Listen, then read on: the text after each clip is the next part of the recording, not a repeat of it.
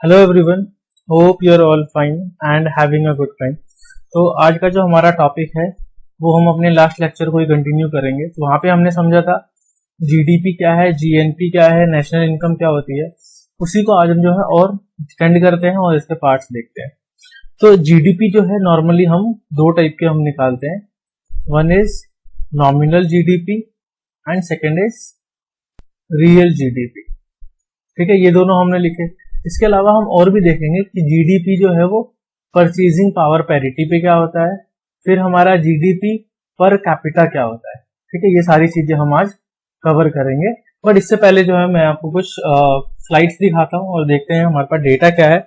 बाद में उनको समझेंगे कि उस डेटा का मीनिंग क्या है। तो स्टार्ट करते हैं पहले उस डेटा से। कि ये जो है कुछ डेटा है, अभी हमारा रिसेंटली कल ही डेटा आया है कि इकोनॉमी जो है हमारी 23.9% डाउन हुई है। जीडीपी जो है हमारी गिरी है 23.9, मतलब ऑलमोस्ट जो है 25% अगर आप देखोगे, या 1/4 हमारी इकोनॉमी डाउन हुई है। ये बहुत ही ज्यादा। अगर आप देखोगे चाइना की ग्रो ही हुई है 3.2% से, जापान की कम हुई है 8% के आसपास, यूएस 10% के आसपास, जर्मनी 10, कनाडा 12%, इटली 12%, फ्रांस 13 और 14%, यूके भी 20.5%। मगर इंडिया की जब आप देखोगे तो ये 25% ऑलमोस्ट या 24% जो है इकोनॉमी हमारी डाउन हुई है। कौन से? अप्रैल टू जून के क्वार्टर में। हाँ ठीक है, माना कि कोरोना वायरस एक बहुत बड़ा रीजन है इसके पीछे और लॉकडाउन भी काफी बड़ा रीजन है, but still 25% is a very big value. 25% कम नहीं होता है कि इकोनॉमी जो है सिर्फ 3 मंथ में इकोनॉमी इतनी डाउन हो गई है। अब आते हैं नेक्स्ट स्लाइड पे। आईएमएफ हमारे है और द वर्ल्ड बैंक है, यूनाइटेड नेशंस है। इन्होंने जो है हमें जीडीपी का डेटा दिया है, तो हम अपना रियल जीडीपी देखते हैं। ठीक है, तो ये डेटा जो है फ्लक्चुएट होते रहते हैं, हमेशा सेम नहीं रहते हैं। ये एजेंसीज हैं अलग अलग जो हमें डेटा प्रोवाइड कराती है, इनके अलग अलग क्राइटेरियाज हैं जिसके बेस पे चेक करती है। प्लस में क्या है, अभी मान लिया कोरोना आया, इकोनॉमी डाउन हो गई, और वैसे भी काफी फैक्टर्स हैं जिनसे इकोनॉमी पे इम्पैक्ट पड़ता है। तो इंडिया हमेशा जो है नॉर्मली 4, 5, 6 के बीच में, सॉरी 5, 6, 7 इसके आसपास घूमती रहती है। तो अगर आप यहाँ देखोगे यूएस जो है वो $21 ट्रिलियन की इकोनॉमी है। ठीक है, बट अगर हम खुद को देखते हैं, ये यूरोपियन यूनियन का है जिसमें 28 और 7 कंट्रीज का ग्रुप है ये। ठीक है, इसलिए इसको इंडिविजुअली काउंट नहीं किया है ना। चाइना है, जापान है, जर्मनी है, तो ये तो ऑलमोस्ट 4 के आसपास है, 5 और 14 पे है। ये तीनों है जो काफी आसपास है। तो इंडिया की रैंकिंग जो है ऊपर नीचे होती रहती है। तो अगर आप यहाँ पे देखोगे तो इंडिया का जो है $2.9 ट्रिलियन है। हमारे मोदी जी कहते हैं $5 ट्रिलियन की इकोनॉमी बनानी है हमें। इतना आसान तो नहीं है। और ऊपर से ये कोरोना, उन्होंने पता नहीं डिमोनेटाइजेशन कर दिया, देन जो है GST and many other things. ठीक है, तो इकोनॉमी हमारी ऑलरेडी जो है पिछले कुछ टाइम से पीछे जा रही है। ये है कि अगर हम आईएमएफ के हिसाब से देखें तो इंडिया जो है 5th रैंकिंग पे है, वो भी 2019 का एस्टिमेट्स है। देन वर्ल्ड बैंक के हिसाब से देखें तो स्टिल, बट थोड़ा सा जो है इसके कंपैरेटिवली कम डेटा है। एंड देन यूनाइटेड नेशंस का अगर हम देखें तो इंडिया जो है 6th पे है। ठीक है, तो आपको ये मान के चलना है, ये फिक्स नहीं है, वैसे भी ये चेंज होते रहते हैं। ठीक है, कभी हम 6th पे आते हैं, कभी यूके नीचे आ जाता है, कभी यूके ऊपर आ जाता है। तो ये दोनों यहाँ पे चलता ही है। फ्रांस को हमने छोड़ दिया है, यहाँ पे तो फिर भी डिफरेंस कम है, बट वैसे भी फ्रांस से थोड़ा सा हम आगे आ गए हैं। हाँ, मे बी आफ्टर जो है 2020 इस साल के बाद फिर हम और नीचे आ जाए, तो वो भी डेटा हम कह नहीं सकते कुछ एक्चुअल में क्या होगा। ठीक है, तो ये हमारा क्या है, जीडीपी है, रियल जीडीपी, जो कि इन तीनों ऑर्गेनाइजेशंस ने अपना अपना डेटा शेयर किया है। नाउ डेटा है आईएमएफ और वर्ल्ड बैंक का, बट ये है परचेजिंग पावर पैरिटी पे। ठीक है, ये हम समझेंगे क्या होता है बाद में। अभी हम डेटा देख लेते हैं। परचेजिंग पावर पैरिटी होता है क्रय शक्ति के बेस पे, मीन्स कि आपकी परचेजिंग पावर कितनी है आपके मनी में। ये सारा अभी हम डिटेल में समझेंगे, पहले डेटा देख लेते हैं। वहां पे ऑलमोस्ट जो है इंडिया $2.8 ट्रिलियन के आसपास था। अब यहाँ पे देखोगे, यहाँ पे यूएस से ऊपर चाइना है। ठीक है, जब हम परचेजिंग पावर की बात करते हैं, नॉट द रियल जीडीपी। अगर इंडिया देखोगे तो रैंकिंग में 3rd नंबर पे है इंडिया, दोनों ही में। यहाँ पे 11 ट्रिलियन के आसपास है और यहाँ पे 9 है। ये 2020 का एस्टिमेट्स है और ये जो है लास्ट ईयर का 2019 का एक्चुअल डेटा है, क्योंकि यहाँ पे एस्टिमेट्स नहीं लिखा है। तो अभी करंटली वैसे भी हम 11 ट्रिलियन के आसपास हैं और मे बी डोंट नो कि हम फॉल करके कितना नीचे आएंगे। ठीक है। तो ये परचेजिंग पावर है। हमारी क्रय शक्ति के हिसाब से अगर हम देखें तो हम उतना नीचे नहीं है, जो कि 6th 7th बार बार जो आ रहा था, 5th 6th एंड 7th, तो हम उतने पे नहीं है परचेजिंग पावर के हिसाब से। ये क्यों होता है ये हम अभी आगे समझेंगे, पहले हम सारा डेटा देख लेते हैं। तो यहाँ पे हमने देखा कि 11 ट्रिलियन है और वहां 2.7 था, ऑलमोस्ट 3-4 टाइम्स है हमारा ये, ठीक है। इट मीन्स कि परचेजिंग पावर के हिसाब से हम काफी बेटर पोजीशन में है, बट प्रॉब्लम आ जाती है पॉपुलेशन की वजह से। अब ये एक मैंने किया है, ठीक है, ये है हमारा परचेजिंग पावर पैरिटी का ही, ये है GDP at purchasing power parity, but this data is actually per capita income, ठीक है, कि पर आदमी इनकम क्या है। आपकी टोटल जीडीपी जितनी भी है उसको आप पॉपुलेशन से डिवाइड कर दो, तो ये डेटा आपका आ जाता है। अब यहाँ देखते हैं कतर और ये सारी कंट्रीज हैं, ठीक है, जो टॉप पे हैं क्योंकि इनकी पॉपुलेशन कम है, इनकी जीडीपी नॉट ओवरऑल, बट हाँ ये जो है इनकी पॉपुलेशन कम है, तो जितना भी जीडीपी है पर कैपिटा इनका बहुत अच्छा आता है, पर पर्सन अगर हम जिसे नॉर्मल टर्म्स में कहेंगे तो, जो कि इकोनॉमिक टर्म्स में पर कैपिटा होता है। यूनाइटेड स्टेट्स जो है आईएमएफ के हिसाब से 10th नंबर पे है, $67,000 पर पर्सन है, जो कि अगर आप देखोगे तो ये हमारा आ जाएगा, ठीक है, 50 लाख के आसपास। ये मान लो कि 50 लाख पर पर्सन की, अगर इंडियन में हम 70 के हिसाब से देखें तो ऑलमोस्ट जो है 50 लाख पर पर्सन यहाँ की इनकम है, ठीक है। और इसके हिसाब से भी ऑलमोस्ट वो आसपास ही है, थोड़ा सा ऊपर नीचे है वर्ल्ड बैंक के हिसाब से। इंडिया देखते हैं, इंडिया जो कि परचेजिंग पावर पैरिटी के हिसाब से ओवरऑल जीडीपी में 3rd पोजीशन पे है, चाहे वो आईएमएफ का डेटा हो या वर्ल्ड बैंक का डेटा हो। बट जब हम पर कैपिटा आते हैं या पर पर्सन आते हैं तो हम आईएमएफ के हिसाब से 116वें नंबर पे हैं और 9,000 है। अगर आप इसको 70 से मान ले इंटू करते हो, ठीक है, इंडियन करेंसी में ये अराउंड 6 लाख के आसपास कुछ हमारा बनेगा, ठीक है। नेक्स्ट स्लाइड पे आता हूँ। ये एक है कि हमारा पीडब्ल्यूसी प्राइस वाटर हाउस कूपर जो है कंपनी है, ठीक है, इसको बिग 4 में काउंट करते हैं, ऑडिट फॉर्म है ये। तो इसने जो है आईएमएफ के साथ एक डेटा किया था 2016 में, तो उस ओवरऑल जो है डेटा एनालिसिस का रिजल्ट देखते हैं। तो अगर हम 2016 में देखेंगे जीडीपी परचेजिंग पावर पैरिटी के हिसाब से, तो इंडिया जो है वो 3rd नंबर पे है, अभी भी 3rd पे ही है। बट यही अगर आप 2050 में देखोगे तो इंडिया जो है 2nd नंबर पे है। ये एस्टिमेट्स हैं, ठीक है, वी डोंट नो कि एक्चुअल में क्या होने वाला है, और ये हमारी कंट्रीज हैं यहाँ पे अभी की कौन सी कंट्री किस रैंकिंग में है, और ये है 2050 का डेटा। तो अगर आप देखोगे चाइना जो है दोनों केसेस में टॉप पे है, इंडिया जो है ऑब्वियसली यूएस को सरपास कर लेगा। थोड़ी सी अच्छी न्यूज है हमारे पास यहाँ से, बट ये बहुत आगे का एस्टिमेट्स है, हम नहीं कह सकते एक्चुअल में क्या होगा, डिपेंड करता है किस हिसाब से पॉलिसीज बनाई जाती हैं। सिमिलरली अगर आप यहाँ पे देखोगे हमारे पास एक E7 है, इमर्जिंग 7, और ये G7 है। अब देखते हैं G7 में हमारा है US, UK, France, Germany, Japan, Canada, Italy, and E7 में China, India, Indonesia, Brazil, Russia, Mexico and Turkey. ये हमने कंट्रीज के ग्रुप बनाए हैं। अब अगर यहाँ पे हम इनके इकोनॉमीज को कंपेयर करें तो क्या लिखा है, इन 1995, आज से 25 साल पहले, E7 were the half of size of G7। मतलब इंडिया, चाइना, इन सब की जो इकोनॉमी है वो इनके कंपैरिजन में हाफ थी, बट आफ्टर 20 इयर्स, ठीक है, 2015 में ऑलमोस्ट वो सेम थे। मतलब इन सातों की इकोनॉमी और इन सातों की इकोनॉमी जो है वो सेम थी। बट अगर हम आगे का देखें तो अब क्या होगा कि and in 25 years E7 could be double the size of G7। जितनी इनकी इकोनॉमी है हम जो है इनसे डबल इकोनॉमी होगी हमारी कंबाइंड। तो यहाँ से भी हमारे लिए काफी बेटर है। देखते हैं पॉलिसीज कैसे बनती है और क्या है। सेम वही डेटा है फिर से कि 2016 में हमारा जो है जीडीपी पर कैपिटा 8 ट्रिलियन के आसपास है, जो अभी हमने देखा था। 2020 या 19 में देख लो तो वो हमारा 11 ट्रिलियन के आसपास ऑलरेडी हो गया है। 2030 के एस्टिमेट्स हैं कि हम 19 या 20 ट्रिलियन डॉलर के आसपास होंगे, और 2050 का एस्टिमेट्स है कि हम जो है 44 ट्रिलियन डॉलर की इकोनॉमी होंगे। मींस अभी अगर हम 11 है तो नेक्स्ट 30 ईयर में जो है हम 4 टाइम्स ग्रो करने वाले हैं। सिमिलरली चाइना जो अभी करेंटली 24 के आसपास है, तो वो भी 58 ट्रिलियन डॉलर की इकोनॉमी हो जाएगी। ये ऐसा एस्टिमेट, ये जो हमारा एस्टिमेट्स है, ठीक है, तो काफी बेटर एस्टिमेट्स हैं। बट ये सारा अब हम समझेंगे कि ये सारी चीजें होती क्या है। Similarly increasing gap between the 3rd and the 4th largest economy. अब अगर हम यहाँ पे देखते हैं 3rd और 4th में क्या है, ज्यादा गैप नहीं है परचेजिंग पावर के हिसाब से देखें हम, तो थर्ड पे इंडिया है, जापान है, उतना डिफरेंस नहीं है, बट यहाँ देखते हैं थर्ड और फोर्थ कंट्री के बीच में कितना डिफरेंस आ जाता है उनकी इकोनॉमी के बीच में। इट मीन्स कि ये तीनों जो है ओवरऑल रूल करने वाली है। लाइक यहाँ पे क्लियरली देखोगे ये दोनों है ऊपर, तो ये दोनों ऑलमोस्ट रूल करती है क्योंकि इनके आसपास कोई भी इकोनॉमी नहीं है। एंड सिमिलरली इन फ्यूचर ये तीनों ऊपर आने वाली है। अब देखते हैं हमारी इकोनॉमी जो है वो यूएस के कंपैरिजन में क्या है। अगर हम उस 2050 की बात करें तो यूएस की इकोनॉमी अगर 100% है तो हमारी इकोनॉमी उनसे अराउंड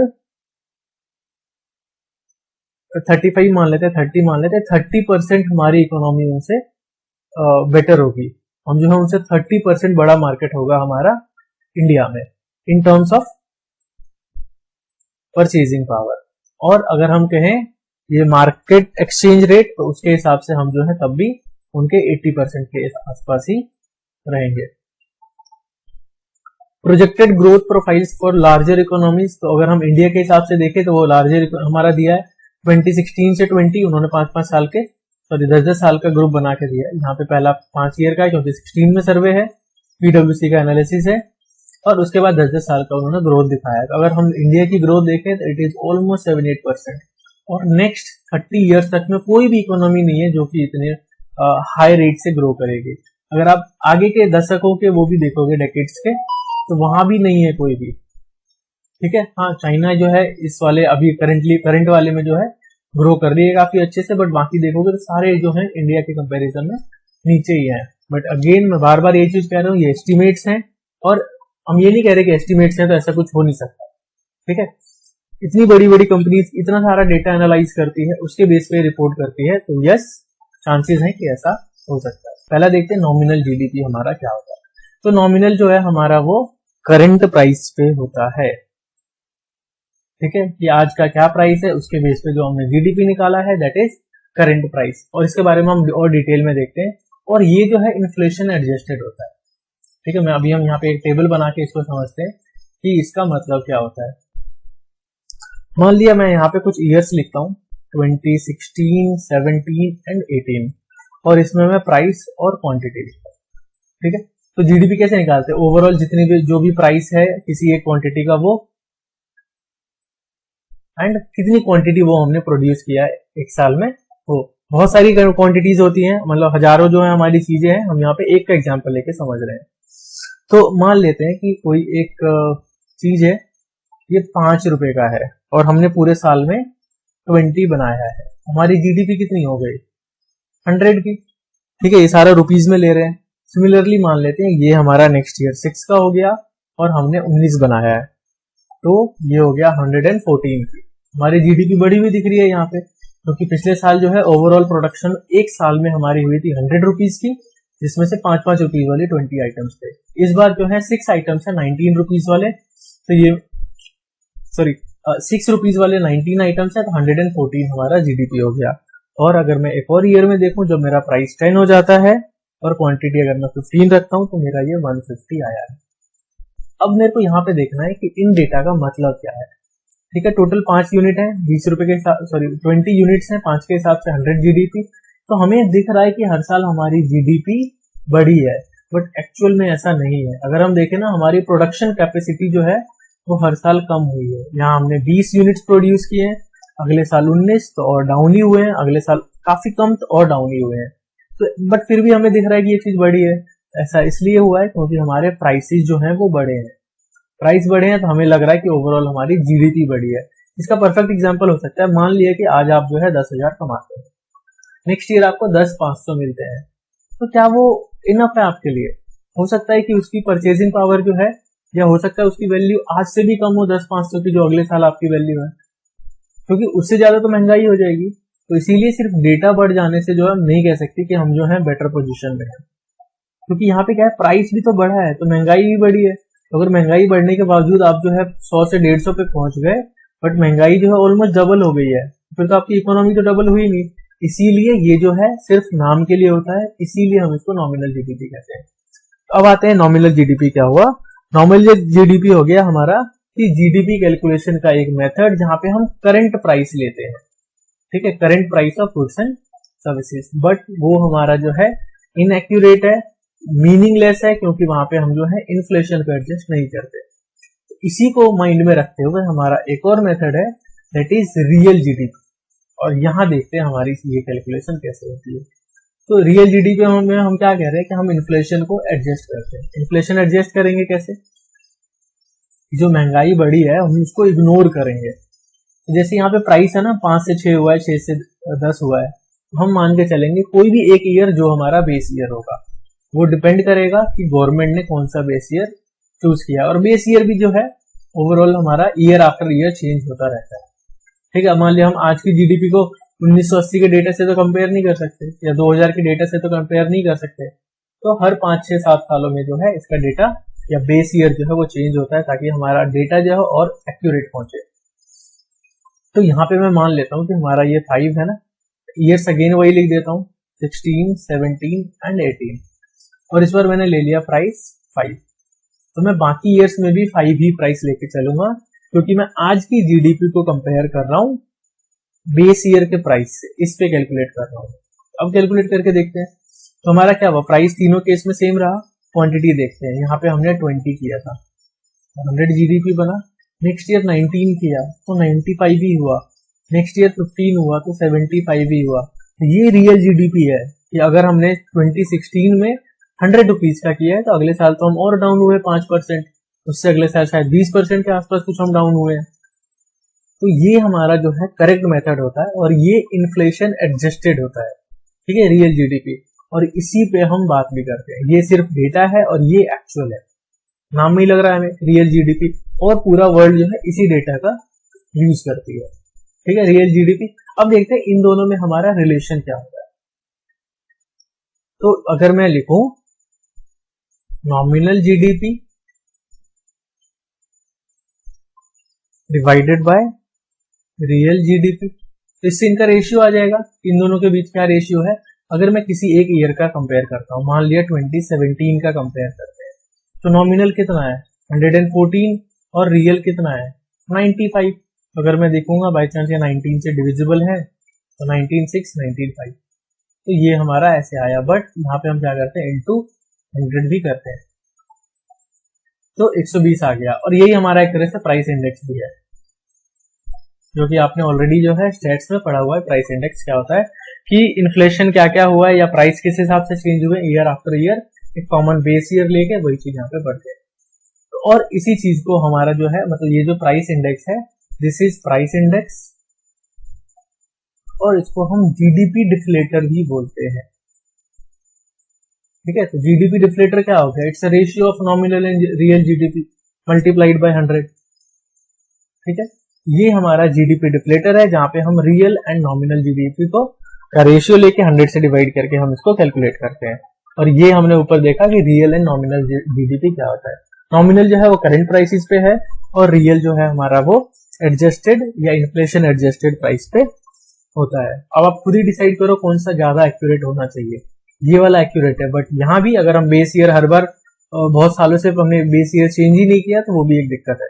ठीक है, 5 प्राइस आप 15 ईयर्स पहले का प्राइस लेके तो आज कैलकुलेट करोगे नहीं, वो तो ऐसे ही दिखेगा कि आप जो फिर बहुत डाउन चले गए हैं। ठीक है, अब आते हैं पीपीपी और परचेजिंग पावर पैरिटी या क्रय शक्ति के बेस पे हमारा जीडीपी क्या होता है। तो पहले देखते हैं पीपीपी या परचेजिंग पावर पैरिटी क्या है।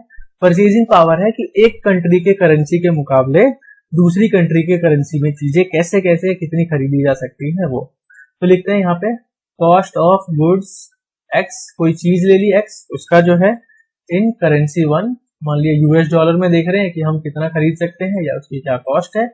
एंड सिमिलरली यहाँ पे एरो लगा देता हूँ cost of goods x in currency 2, कि दूसरी कंट्री के करेंसी में इनका क्या रिलेशन है वो देखते हैं। अब अगर हम अपना एक्सचेंज रेट देखें तो हमारा एक्सचेंज रेट कितना है, हमारा एक्सचेंज रेट जो है वो है 70 के आसपास, मान लेते हैं 74.5 है करेंटली। इट मीन्स अगर मैं यहाँ पे एक रुपए है, सॉरी अगर मान लिया 1 यूएस डॉलर है हमारे पास, तो वो हमारे यहाँ 70 रुपीज के बराबर है। बट ये तो क्या हुआ, ये तो मार्केट के बेस पे है। बट यही हम पीपीपी या परचेजिंग पावर पैरिटी में देखते हैं। हमने ऊपर देखा भी था कि परचेजिंग पावर पैरिटी में हम जो है $11 ट्रिलियन की इकोनॉमी है, बट ठीक है, यूएस का $20 ट्रिलियन के आसपास है। अब परचेजिंग पावर पैरिटी क्या है, मान लिया आप जो है 5,000 रुपीज दिल्ली में कमाते हो एंड 5,000 रुपीज जो है आप लेट से बिहार में कमाते हो। ऑब्वियसली क्या होगा, अगर आप देखोगे सेम अमाउंट में यहाँ पे आपका लाइफस्टाइल बेटर होगा। ठीक है, आप रीजन जानते ही हो क्या है, चाहे वो महंगाई ले लो, कंफर्ट लेवल ले लो, काफी सारे रीजन हैं कि यहाँ पे आपका लाइफस्टाइल जो है वो बेटर होगा सेम अमाउंट में।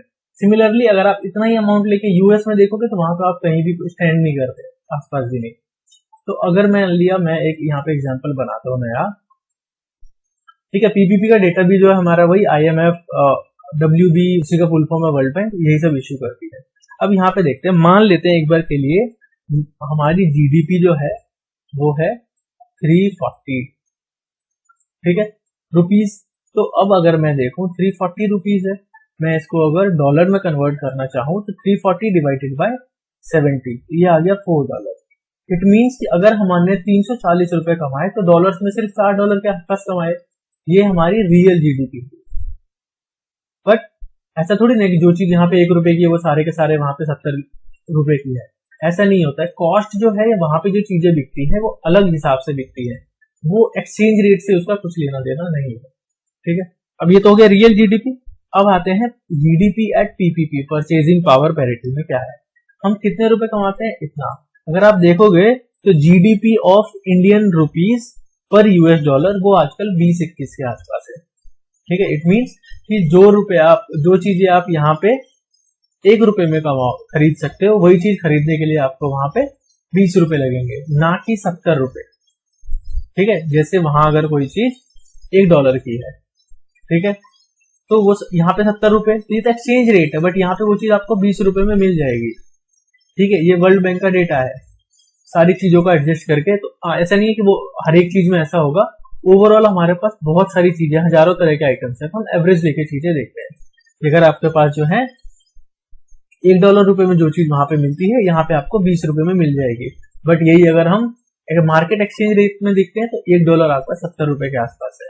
तो ये तो हमारा वैसे भी अगर हम देखें तो परचेजिंग पावर पैरिटी ही इंपॉर्टेंट लग रही है हमें। ठीक है, हाँ, रियल जीडीपी भी इंपॉर्टेंट है, बट परचेजिंग पावर जो है वो भी हमारा इक्वली इंपॉर्टेंट है।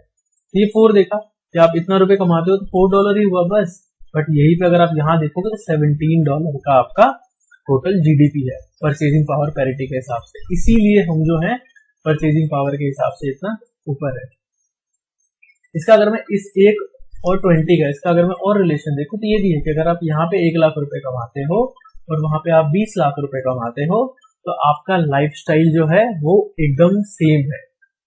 ठीक है, परचेजिंग पावर पैरिटी के हिसाब से। वहां पे आप $1 लाख कमा रहे हो तो यहाँ पे आपको 75 लाख कमाना पड़ेगा, ऐसा नहीं करना है। वहां पे 1 लाख तो यहाँ पे हमारा 17 अगर हम इंडियन करेंसी में देखते हैं। ठीक है, तो यही सारी चीजें हैं हमारी कि जीडीपी क्या है वो हमने ऑलरेडी पहले डिस्कस किया था, यहाँ पे देखा है। फिर देखा रियल क्या होता है, नॉमिनल क्या है, जीडीपी डिफ्लेटर क्या है। ठीक है, जीडीपी डिफ्लेटर का मैं एक बार फॉर्मूला लिखता हूँ यहाँ पे।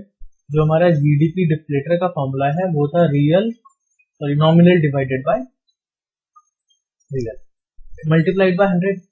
अब यहाँ पे एक चीज और आप देख सकते हो, अगर आपको नॉमिनल जीडीपी निकालना है तो रियल को आप इससे इंटू कर दो। ठीक है, अगर आपको रियल जीडीपी निकालना है तो नॉमिनल में जीडीपी डिफ्लेटर से डिवाइड कर दो। जीडीपी, रियल, नॉमिनल और जीडीपी डिफ्लेटर। इसके बाद जो हमने पढ़ा परचेजिंग पावर पैरिटी की क्रय शक्ति कितनी है, और परचेजिंग पावर पैरिटी में पर पर्सन या पर कैपिटा भी देखा था हमने, तो वहां तो हम काफी नीचे हैं, 120 के आसपास है। और ओवरऑल जो है वहां पे हम 3rd नंबर पे हैं जीडीपी टोटल के हिसाब से। और हमने एक परचेजिंग पावर पैरिटी देखी करेंसी के हिसाब से। इसका मतलब क्या हो, अगर आप मान लिया वहां पे $1 लाख कोई कमाता है यूएस में, इसका मतलब ये नहीं कि इंडिया में कोई $75 लाख कमाएगा तो जाके 75 लाख रुपए कमाएगा तो जाके उसके हिसाब से जाएगा या उसके इक्वल टू के लाइफस्टाइल पे पहुंचेगा। ये तो करेंसी का रेट हो गया, बट लाइफस्टाइल का रेट है या पर कैपिटा या क्रय शक्ति का जो रेट है वो 20 के आसपास है। इट मीन्स कि वहां पे अगर आप $1 लाख कमाते हो तो यहाँ पे आपका 20 लाख रुपए इनफ है इंडियन करेंसी में। ठीक है, आई होप ये सारी चीजें आपको क्लियर हो गई होंगी कि क्या क्या होती है। तो इसके बाद अब जो है फिर और हम किसी इकोनॉमिक्स के टॉपिक को लेके आएंगे। Till then all the best, keep learning and have a good day.